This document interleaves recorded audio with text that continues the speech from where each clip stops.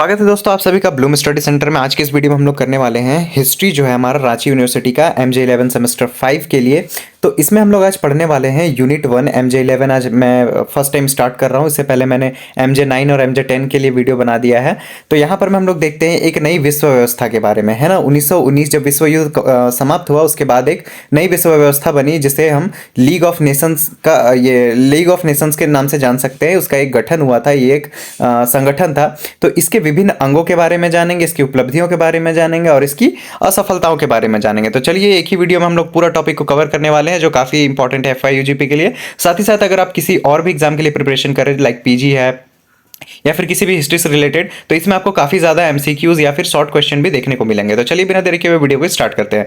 पहला है हमारा भूमिका देखते हैं। प्रथम विश्व युद्ध 1914 से 18। पहला आपका यहीं पर में एक MCQ बनता है कि प्रथम विश्व युद्ध कब से कब तक चला था, तो 1914 से 18 तक।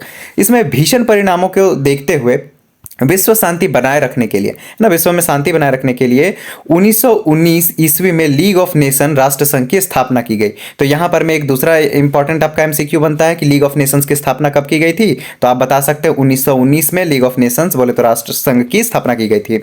यह विचार अमेरिका के राष्ट्रपति किनको यह विचार आया था, यहां भी एक इंपॉर्टेंट क्वेश्चन बनता है, वुडरो विल्सन को। अमेरिका के राष्ट्रपति किनको, वुडरो विल्सन को यह विचार आता है। उन्होंने अपना 14 सूत्रों में प्रस्तुत किया था इस विचार को। इसका मुख्य उद्देश्य क्या था, भविष्य में होने वाले जो भी युद्ध हैं या फिर सदस्य देश जो इसके सदस्य बनेंगे उन देशों को सहयोग देना और अंतर्राष्ट्रीय विवादों का शांतिपूर्ण समाधान निकालना। ठीक है, जो इंटरनेशनल जो विवाद छिड़ जाता है, लड़ाई झगड़ा युद्ध का, उसका सॉल्यूशन निकाला। इसका मुख्यालय कहाँ, यहाँ भी एक इंपॉर्टेंट बनता है आपका MCQ। तो यहाँ इसका मुख्यालय जो है वो है स्विट्जरलैंड जिनेवा में। तो मैंने आपको बता दिया यहाँ से 4 MCQ आपके बन गए हैं और वन लाइनर क्वेश्चन भी यहाँ से हो जाएगा और आपके लिए नोट्स बनाने के लिए भी ये काफ़ी इजी है। आपको क्या बताना है, सबसे पहले गठन बता देना है। ठीक है, गठन बताना है, किसके द्वारा हुआ वो बताना है, उसके बाद फिर इसमें किसमें इनका विचार था वो बताना है। साथ ही साथ ये बताना है कि इसका उद्देश्य हल्का सा क्या था, 1 लाइन में 2 लाइन में, और इसका आपको मुख्यालय बताना है। ये हो जाएगी इसकी भूमिका, या तो फिर भूमिका की जगह रिप्लेस करके आप परिचय भी लिख सकते हैं। आगे बढ़े तो लीग ऑफ नेशंस के प्रमुख अंग देखते हैं। पहला क्या है, महासभा। इसमें सभी सदस्य देशों को समान अधिकार प्राप्त है। यह वर्ष में एक बार बैठक करती थी और अंतर्राष्ट्रीय समस्याओं पर चर्चा करती थी। मतलब ये जो महासभा है एक बार इसमें बैठक हुआ करता था और जितने भी सदस्य देश है वो सभी मुद्दों पर बात विचार किया करती थी और समस्याओं का समाधान निकाला करती थी, चर्चा किया करती थी। अगला है हमारा परिषद। परिषद क्या करता था, यह लीग का कार्यकारी अंग था। इसमें स्थायी और अस्थायी सदस्य शामिल होते थे।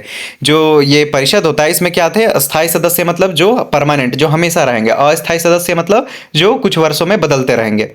इसका मुख्य कार्य जो था युद्ध की स्थितियों को टालना था। मतलब इनका कोशिश रहता था कि युद्ध ना किया जाए। दूसरा क्या है, तीसरा क्या है, सचिवालय। यह संगठन का प्रशासनिक विभाग था जो लीग के दस्तावेजों का संधारण और संचालन करता था। मतलब ये सचिवालय जो था ये क्या करता था, डॉक्यूमेंट का एक तरह से संभालने का, देखरेख करने का काम करता था। दूसरा क्या है, चौथा क्या है, अंतर्राष्ट्रीय न्यायालय और विभिन्न तकनीकी समितियां भी इसके अंतर्गत कार्यरत थी जो विवादों के न्यायिक समाधान और सामाजिक सुधारों पर कार्य करती थी। ठीक है, चलिए नेक्स्ट है हमारा लीग ऑफ नेशंस की उपलब्धियां। क्या क्या उपलब्धियां है, क्या क्या हासिल किया इसने, मतलब इसका फायदा क्या क्या हुआ। तो पहला देखते हैं, स्वीडन और फिनलैंड में जो युद्ध चल रहा था या फिर जो विवाद चल रहा था, ग्रीस और बुल्गारिया में जो विवाद चल रहा था, जैसे विवादों का शांतिपूर्ण समाधान करवाता है। नेक्स्ट देखते हैं बाल श्रम। बाल श्रम मतलब जो बच्चों को काम कराया जाता है। मानव तस्करी, जो इंसान को बेचा जाता है ना, खरीदा जाता है। मादक पदार्थ, जो नशीले पदार्थ होते हैं, इस पर नियंत्रण लगाता है और स्वास्थ्य सेवाओं के क्षेत्र में सुधार करता है। नेक्स्ट है छोटे राष्ट्रों को सुरक्षा की भावना दी। मतलब जो छोटे राष्ट्र हैं उनके ऊपर कभी भी आक्रमण हो सकता था, लेकिन उनको क्या करता है, वो सुरक्षा का भावना देता है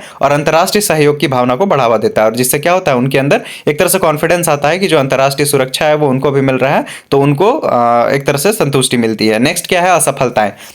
हमने ऊपर देखा क्या क्या उपलब्धि, आप देखते हैं असफलता क्या है।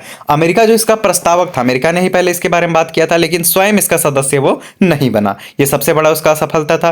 लीग के पास अपनी कोई स्थायी सेना नहीं थी। सब देश के पास अपना सेना होता है, लेकिन इन्होंने सारे देश ने मिलकर जो संगठन बनाया, इस संगठन का कोई सेना नहीं था, जिससे ये आक्रामक राष्ट्रों को नियंत्रित नहीं कर पाई, है ना। जिससे कोई देश पीछे हट जाता था, ये होता था, तो उससे क्या होता था, युद्ध करना संभव नहीं हो पाता था। अगर इस लीग का अगर अपना एक सेना का संगठन होता सभी देश से मिला करके, सभी राष्ट्रों से मिला करके, तो काफी ये स्ट्रांग होता। आगे है जापान द्वारा मंचूरिया पर आक्रमण। इटली द्वारा इथियोपिया पर हमला और जर्मनी का आक्रामक विस्तारवाद लीग की विफलता का उदाहरण है। और द्वितीय विश्व युद्ध को रोक पाने में यह पूर्णतः असफल रही। बल्कि यह कहा जाए तो ये जो थर्ड पॉइंट दिया गया है, इसी से द्वितीय विश्व युद्ध का एक तरह से शुरुआत हुआ था। तो ये रही इसकी असफलता। आप देखते हैं हम लोग निष्कर्ष में लीग ऑफ नेशंस एक महान विचार था, परंतु व्यवहारिक रूप में वो सफल नहीं हो सका। इसकी कमजोरी और विफलताओं से सीख लेकर ही आगे चलकर 1945 में क्या बना? संयुक्त राष्ट्र संघ बना, जो अभी भी है, जो कहीं अधिक प्रभावशाली था, जिसको हम यूएनओ के नाम से जानते हैं। यूएनओ सशक्त संस्था सिद्ध हुई है ना।